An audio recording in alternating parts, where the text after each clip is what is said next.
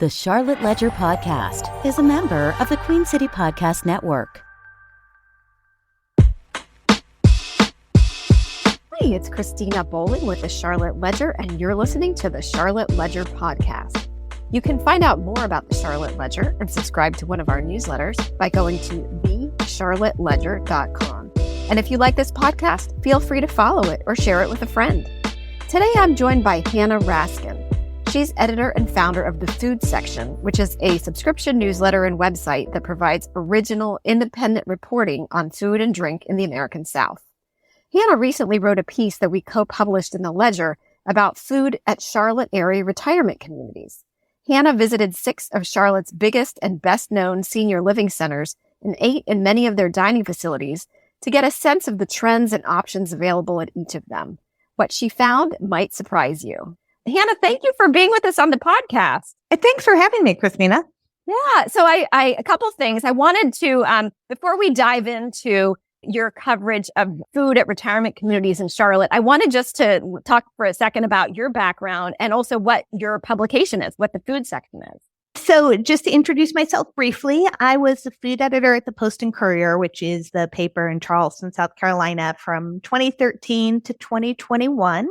And I left the paper because I had an opportunity with Substack, which I know the Ledger publishes through, to start my own publication. And my idea at the time was to take the kind of food journalism I had been practicing here in Charleston and bring it to the entire Southeast. So I cover a 9-state region. What's tricky is saying the kind of food journalism I did here only means anything to anyone in Charleston. So I have to explain that a little bit more. What it is taking a look at food in every aspect of our life. So what you won't find on my site are recipes. I don't do any of that. What you will find is coverage of kind of all the big issues in life. So, we touch on climate change and gun violence and cars crashing into restaurants, things that happen in the world, but through the lens of food. I thought it was interesting that you decided to write about retirement community food because that is a huge facet of life. And oh my gosh, yeah. It's hugely important for the people that live there in communities like that. So I wanted just to see kind of what your idea was. Why did you decide to pursue this story and how did you decide to go about it? Well, I think you're exactly right. People do not stop eating when they reach a certain age. And I think food media traditionally has done a really poor job of recognizing the diversity of its audience in so many ways, age included, right? And so when you are making the decision of how to spend, after you're retired, how you're going to spend your life, eating is a huge part of it. So I got really curious about the dining facilities in these senior homes, retirement communities, whatever you want to call them. In Charleston, like in Charlotte, we have some very high-end places. And so, I'd heard rumors from people who had visited their parents there about the wine cellars and the cocktail nights and what is going on there. And then had the opportunity to visit with Natalie Dupree, who is a longtime, food writer. She now lives in a community in Raleigh. And that was the first time I had eaten in one of these places. I thought, boy, this is really quite good, which she had told me, and she was right. And I got really interested in this because I realized, we have these senior living communities that are investing a tremendous amount in their food and beverage programs. And more importantly, we have people who are moving in and they're spending a lot for them. And it's always been my perspective as a dining critic that if you're going to be asked to spend money, you should know what you're getting. So I thought it was time to, take a critical look at these programs. Do you have a feeling, Hanna, that dining has changed in retirement communities over the years? Like you maybe did. My perception was maybe it was kind of like institutional type of food. And certainly the places, to be clear, the places where you went for the story are some of the nicer places that retirement communities. But did anything surprise you in terms of about the quality or how kind of evolved the food was or how restaurant-like it was? Oh my gosh, it is so restaurant-like. So like everything else in the whole realm of aging in America, the dining programs have changed tremendously. And you're right. I don't know, as I look back, decades ago, I don't know if my memories are accurate or if that's just sort of the stereotype. But, what I think of, and I suppose thinking of my own grandfather, I think it was more of a cafeteria setup in the place where he was living. And it was all sort of, food that you could slop out with a spoon and you could, eat despite your dental condition. It was not any kind of inspiring culinary experience. But there are two factors here at play. Well, three. One is money, obviously. Two is that we have this very discerning generation of diners. I mean, these people who are moving into retirement communities now, and they're moving in earlier and earlier. I think people are just ready to be taken care of after all we've been through in this country. But they're moving younger and younger. And so this is a generation that has thought really hard about food for a long time, which isn't to say previous generations didn't, but I think thought about it in a different way or just didn't maybe have the disposable income to explore food the way that the current generation of baby boomers did. Right? We're talking about really wealthy and clued in group of folks. So that's where it's coming from in the demand side. In terms of the supply side, the other real thing that I don't know that everyone has thought about is how many people left the traditional food and beverage industry for institutional settings during the pandemic period, right? And so people were like, look, I don't want to work, these terrible hours. We know the pandemic was a real eye opener for people who'd been working in restaurants because they had the opportunity for at least a few weeks to not go to work and thought, wow, I really like spending time with my family, or wow, I'm really appreciating the importance of health benefits. And where these talented, both front of house and back of house workers found that was in retirement communities. And so there is just a wealth of talent in these places, which is pretty cool. Interesting. I noticed in your story, you talked about one executive chef who worked at a big country club in Charlotte who relocated and now is the chef at one of the retirement communities, the Cypress, I think it was. That's right. And, one of the things, I can't recall which worker told me this, but they said one of the things that's so great about being in a setting like a senior living community is what you had, and you used to have this in restaurants, but no longer, is you have regulars. And that's so important to chefs or people working in the kitchen because it's really nice to know that like Mr. Smith likes his eggs this way, or they were saying that this person was telling me that in a restaurant setting, people may yell at you and be rude, and they can be because you'll never see them again. And he says here, if someone's in kind of, they get kind of grouchy, we're like, we know he'll be in a better mood tomorrow because it's an ongoing relationship. And I think that's really important for folks in hospitality. Interesting. Tell me about how you got into them. And you went to, I think it looked like you went to six during the course of your reporting. So how did you set that up?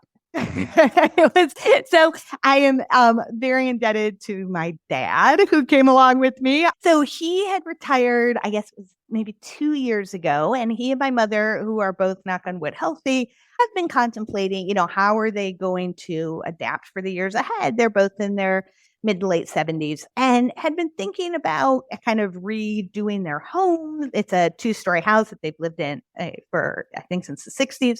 And so I thought, well, we could do a renovation, and hadn't really thought about moving into one of these places. And I don't know that they would, but it was just a great convergence of my interest and my parents' kind of interest. So I was able to contact all of these places and say, my dad would like a tour and he's really interested in the food. And so that's what we did.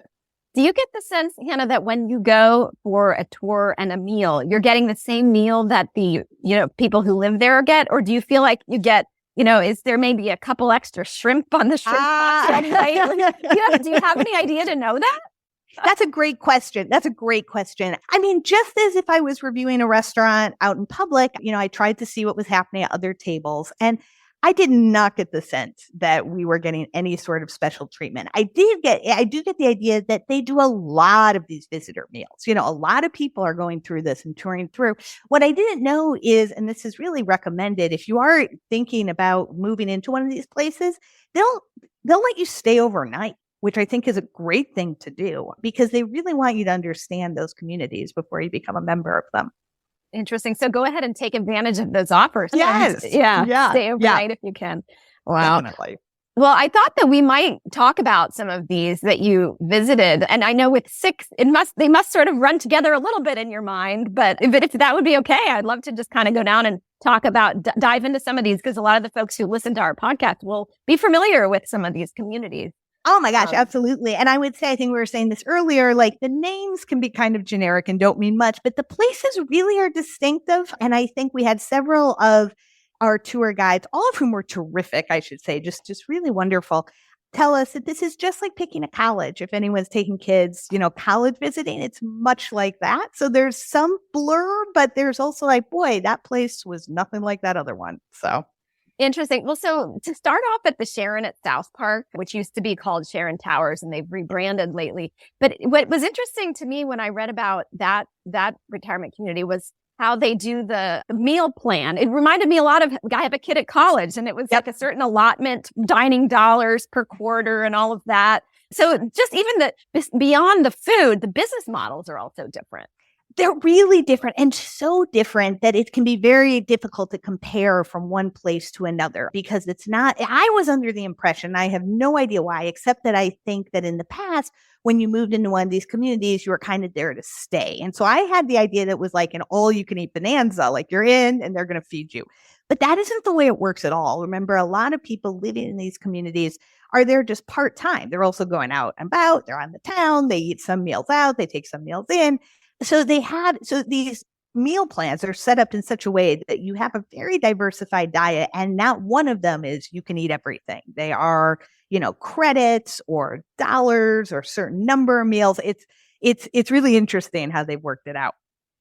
And some of them, it sounds like, are more, I guess, adventurous than others. Like you talked about at Waltonwood, Providence. I love that you had the detail of that their casual dining room is stocked with Monster energy drinks. But other than that, everything seemed pretty, I guess, predictable. It sounded like there. Yeah, which is what, I mean, again, just like picking a college, if people have been lucky enough to do that, like it's really about priorities. You could tell that, there are some people who are not looking for excitement. That's just not how they want to spend their later years. And some people want stimulation all the time. And there's different places for different people.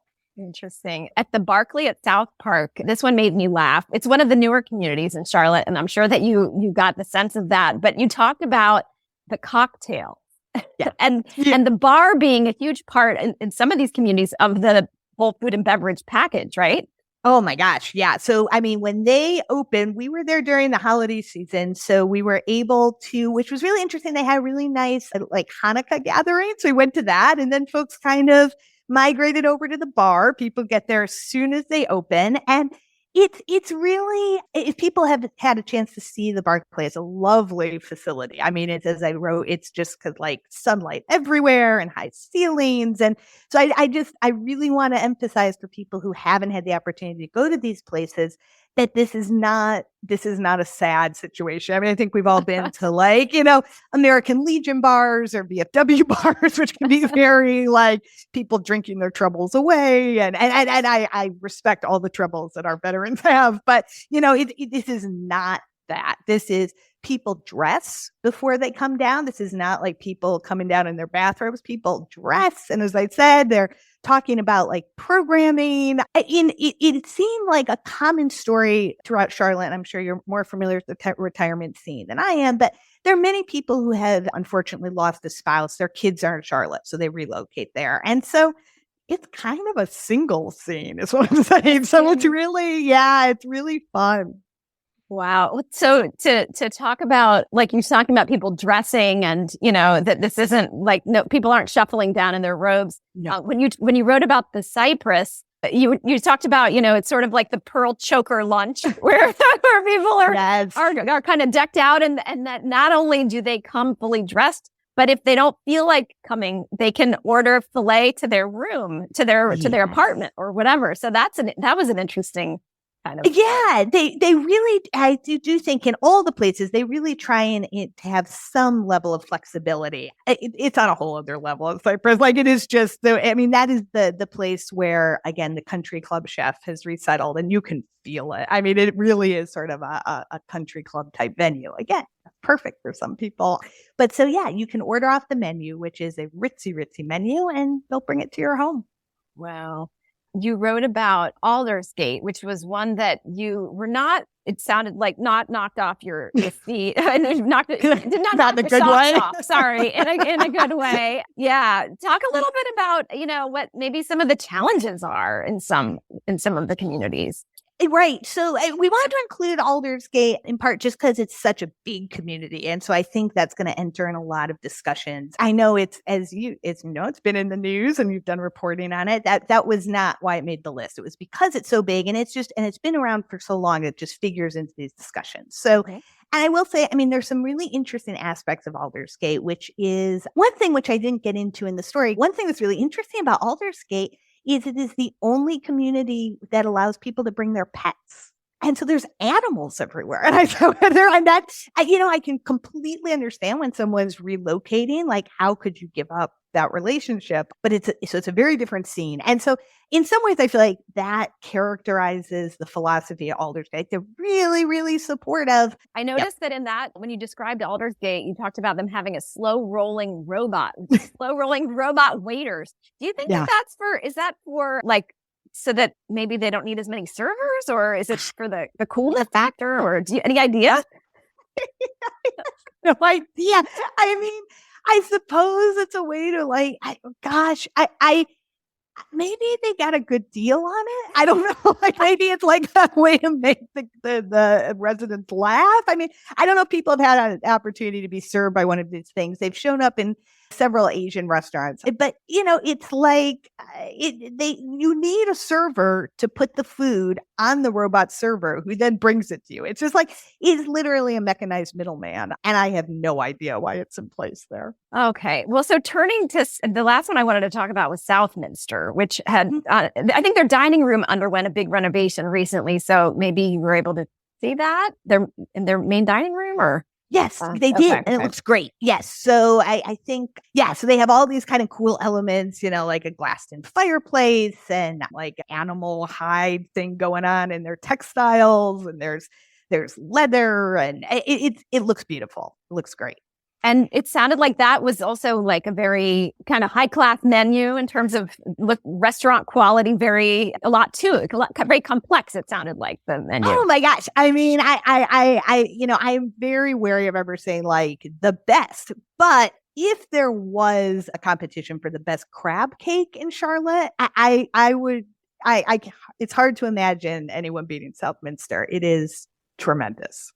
Interesting. Well, just in the intro to your story, you said that these were among the best food that you've had in Charlotte, right? Yeah, it really was. Again, gosh, I'm thinking of so many examples. I know I talked at the Barclay about, they did simple things like wings and fried Brussels sprouts. You're like, this is so perfectly done. Cyprus did their pastry was great, that I think I talked about there, that they have a really astounding gingerbread house during the holidays, which I was not allowed to eat, but they did have like a Toll House bar for dessert that was just fabulous. This food is really good. And I don't mean by retirement community standards. It's really good. So, if you're evaluating, and I know your expertise is in food and it's not in the evaluation and picking of retirement communities, but like if you might be headed to one, like what do you recommend in terms of like where to place the importance of your dining experience? And like also, if you're in there for many years, it can change, I imagine, right? Like what should people sort of be thinking about? What should they have in the back of their heads as they're shopping for these places in terms of food?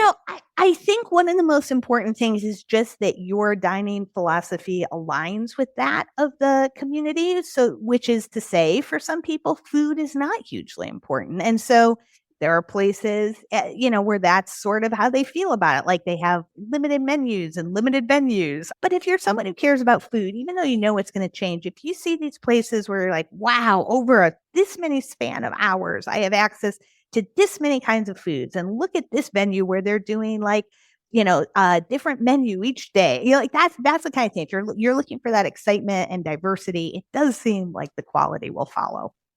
Do you get a sense that there's something uniquely like Southern about these places? Did you feel like you knew that you were in like the American South? Or could it have been in like Boston or Philadelphia, Yeah, it's interesting. And in some cases it could, because some of these are larger chains, right? Like Waltonwood Providence which is interesting actually, because they're based in Michigan. But in fact, it's probably the most Southern feeling of all of them. And part of that's just who they hire and who's in the kitchen. But like Waltonwood Providence has by far the most like home cooking attitude, which again, if that's what you want, that's what you should look for. Hannah, just wanted to see, since we have you, any kind of big trends or things happening in Southern food in general, even outside of retirement communities? Things that you're working on? Yeah, I mean, I'm trying to think. There's nothing I'm working on just yet. But I will say, I mean, the things to watch right now is, interestingly, just as senior communities are becoming more like restaurants, there are some ways in which restaurants are becoming more like senior communities, which is that I don't know how much is happening in Charlotte because I haven't monitored it in your market, but these membership plans, subscription services, things where their restaurant owners are trying to make it both, more intimate and rewarding experience for the diner. And more importantly, they want to know that they have a group of people who they can count on coming in. And so you have sort of this club attitude that's beginning to become more of a trend. So that's one to watch. Interesting. I never would have thought that, like life following, retirement communities. So that's, they're setting the trends. That's interesting. Yeah, totally. Yeah. Well, Hannah, it's been so much fun talking to you and hearing about your reporting in retirement communities and giving us a lot to think about. So thank you so much for being with us. Oh my gosh, thank you so much for having me on. This is really fun. That's it for today. The Charlotte Ledger podcast is produced by Lindsey Banks. To learn more about the Charlotte Ledger, go to thecharlotteledger.com. QueenCityPodcastNetwork.com.